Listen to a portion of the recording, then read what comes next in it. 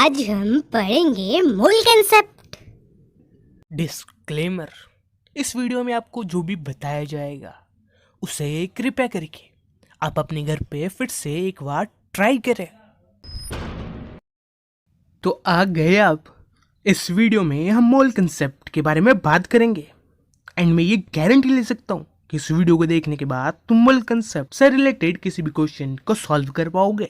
तो हम मूल कंसेप्ट को कंप्लीट करेंगे 2 वीडियोस में। तो अब हम सबसे पहले मॉलिक्यूलर मास को डिस्कस करते हैं। तो जैसे कि एक एटम के मास को हम कहते हैं एटॉमिक मास, वैसे ही जो मॉलिक्यूलर मास होता है वो मास एक मॉलिक्यूल का होता है। जैसे कि हाइड्रोजन का एटॉमिक मास है 1, यानी कि हाइड्रोजन एटम का एटॉमिक मास है 1। वैसे ही अगर हम H2O का मास निकाल लें तो उसे हम क्या कहेंगे, मॉलिक्यूलर मास ऑफ H2O। तो इसे निकालना बहुत ही आसान है। तो इस मॉलिक्यूल के अंदर जितने भी एटम्स है उन सभी एटम का मास हम ऐड कर देते हैं एंड वो इस मॉलिक्यूल का मास हो जाएगा। तो यहाँ पे H के बाद में 2 लगा हुआ है, तो इस 2 का यही मतलब है कि इस कंपाउंड के अंदर 2 H है यानी हाइड्रोजन के एटम्स है एंड एक सिंगल O है यानी कि इसके अंदर एक ऑक्सीजन का एटम है। तो हम इसे ऐसे लिखेंगे 2 × इसके अंदर 2 हाइड्रोजन है तो हम 2 हाइड्रोजन के लिए 2 लगा देते हैं। अब जो हाइड्रोजन का मास है उसे लिख देते हैं जो कि होता है 1U एंड उसके बाद में जो ऑक्सीजन का मास है उसे भी ऐड कर देते हैं। तो इसके अंदर एक ऑक्सीजन एटम है तो इसे लिखेंगे 1 × जितना ऑक्सीजन का मास है उसे लिख देते हैं, वो है 16U।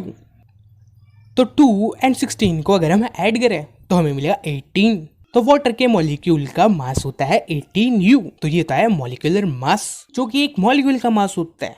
तो हम मॉलिक्यूलर मास को ऐसे डिफाइन कर सकते हैं, the molecular mass of a substance is the sum of atomic masses of all the elements in a molecule of a substance।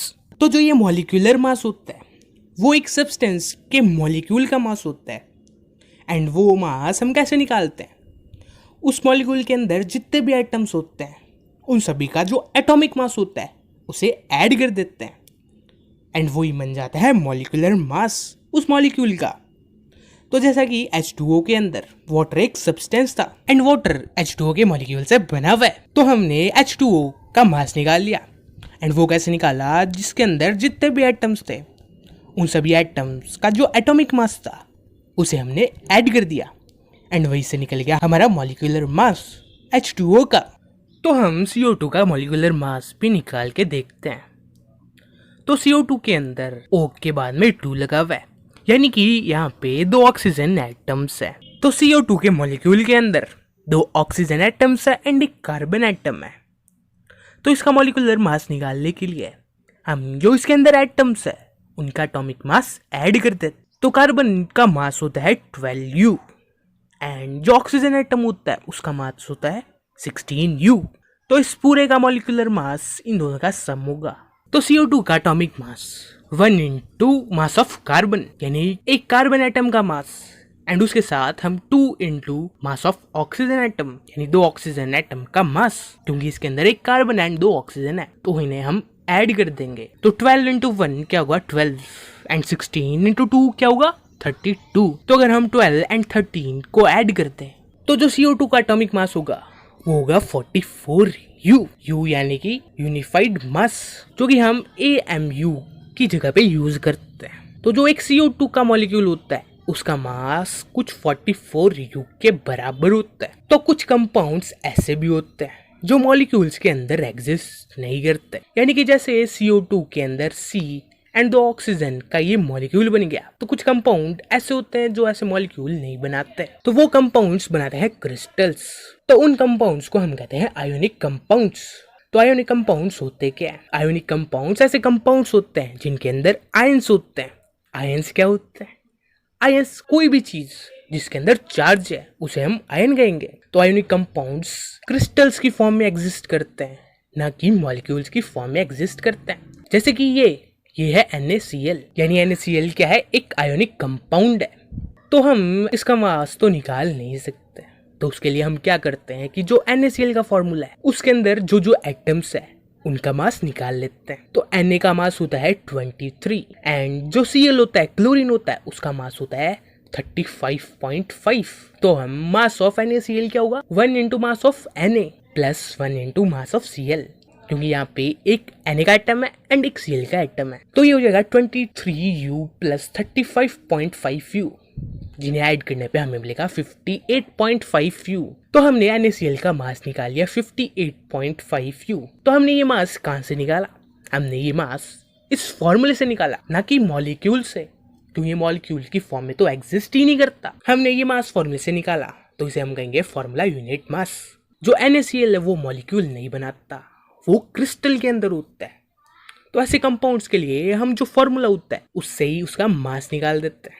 तो इस फॉर्मूला से निकाले हुए मास को हम कहते हैं फॉर्मूला यूनिट मास, एंड हम इसे ऐसे डिफाइन कर सकते हैं।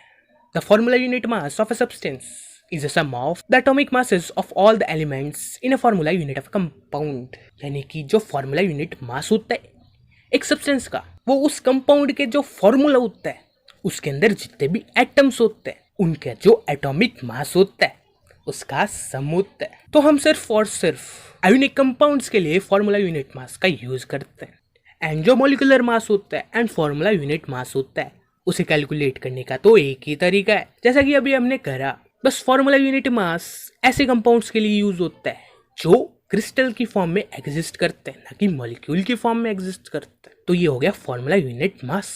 अब तुम कहोगे कि हमें कैसे पता चलेगा कौन से कंपाउंड आयोनिक कंपाउंड है? तो मैं तुम्हें बता दूं कि एक कंपाउंड के अंदर एक मेटल है एंड दूसरा नॉन मेटल है, तो उस कंपाउंड को हम कहते हैं आयोनिक कंपाउंड। जैसे कि NaCl के अंदर जो Na है वो है सोडियम, एंड ये क्या है? मेटल है, एंड जो Cl है वो है नॉन मेटल। अगर हम एक और एग्जांपल लें कैल्शियम ऑक्साइड का, तो जो कैल्शियम होता है वो होता है एक मेटल, एंड जो ऑक्सीजन होता है वो एक नॉन मेटल। तो ये है एक आयोनिक कंपाउंड। तो हमने इधर उधर की बातें तो बहुत कर ली, अब सीधा मोल पे चलते हैं कि एक मोल होता क्या है। तो जो ये मोल होता है वो एक नंबर है। तो एक मोल 6.022 इंटू 10⁻23 किसी भी चीज का होता है। तो जैसे हम डजन का यूज करते हैं तो एक डजन में 12 चीज होती है, वैसे ही जो एक मोल होता है उसके अंदर 6.022 इंटू 10⁻23 चीजें आ जाती है। तो अगर मैं कहूँ कि मेरे पास एक मोल ऑफ बनानाज है, तो उस वक्त मेरे पास कितने बनानाज है? 6.022 इंटू 10⁻23 बनानाज है।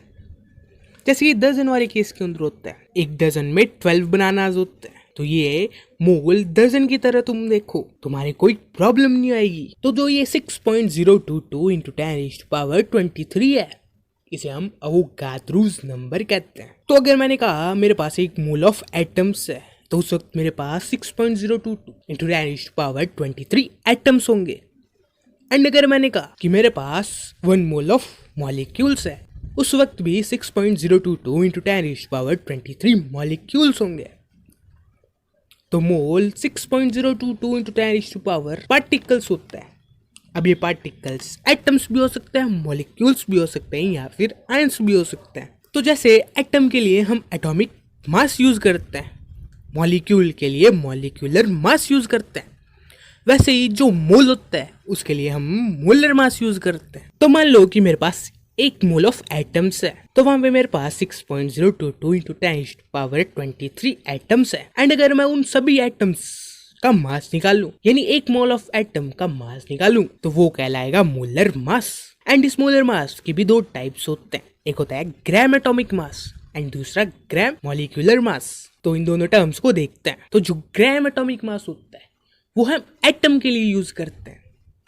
तो जैसा अभी मैंने कहा कि मेरे पास एक मोल ऑफ एटम है एंड मैंने उसका मास निकाला, तो वो कहलाएगा ग्राम एटॉमिक मास।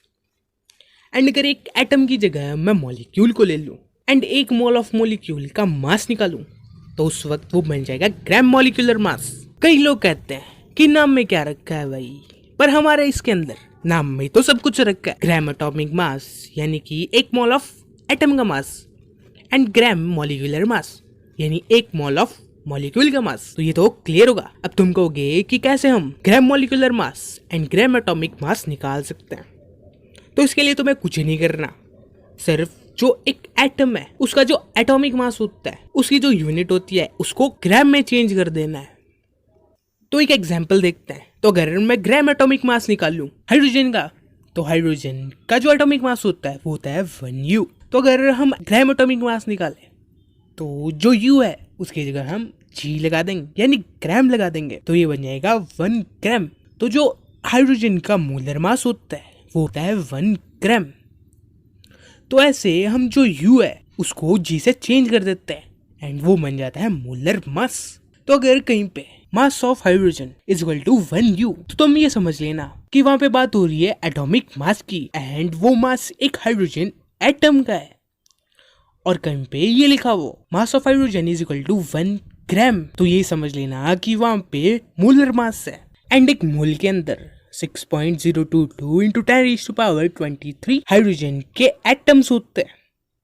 तो वहां पे 6.022 इंटू 10⁻23 हाइड्रोजन एटम्स का मास लिखा हुआ है। तो इन दोनों चीजों में इतना फर्क है। एक U एंड G के अंदर अगर U है तो वहां पे एक एटम का मास है। अगर कहीं पे G लिखा हुआ है तो उसका मतलब ये है कि वहां पे 6.022 इंटू 10⁻23 एटम्स का मास लिखा हुआ है। तो ये सेम चीज मॉलिक्यूलर मास के साथ होती है। तो अगर हम किसी चीज का ग्राम मॉलिक्यूलर मास निकालते हैं यानी कि किसी मॉलिक्यूल का मास निकाल रहे हैं तो उस केस के अंदर जो U है वो G के अंदर चेंज हो जाएगा। यानी जो एटॉमिक मास की यूनिट है उसे हम ग्राम से चेंज कर देंगे। जैसा कि अभी हमने ग्राम एटॉमिक मास के लिए करा। तो मान लो कि H2O का मास है 18U। तो अगर हम ग्राम एटॉमिक मास की बात करें तो H2O का ग्राम एटॉमिक मास होगा 18G यानी ग्राम 18 ग्राम। तो फिर से जो ये 18U है वो एक H2O मॉलिक्यूल का मास है।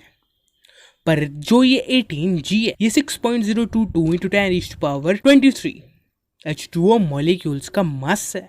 यानी कि ये 1G इतने सारे मॉलिक्यूल्स का मास है। तो ये फर्क होता है U एंड G के अंदर। जिसके अंदर U होता है वो एटॉमिक मास होता है या मॉलिक्यूलर मास होता है, पर जिसके अंदर G लिख जाता है तो वहां पे मोलर मास होता है। तो बस इस एपिसोड में यही हमें डिस्कस करना था। अब अगले एपिसोड में फॉर्मूला देखेंगे एंड कुछ न्यूमेरिकल सॉल्व करेंगे जिससे तुम इस कंसेप्ट को अच्छी तरह से कर पाओगे। तो मिलते हैं अगले एपिसोड में, तो जल्दी आ जाओ ना।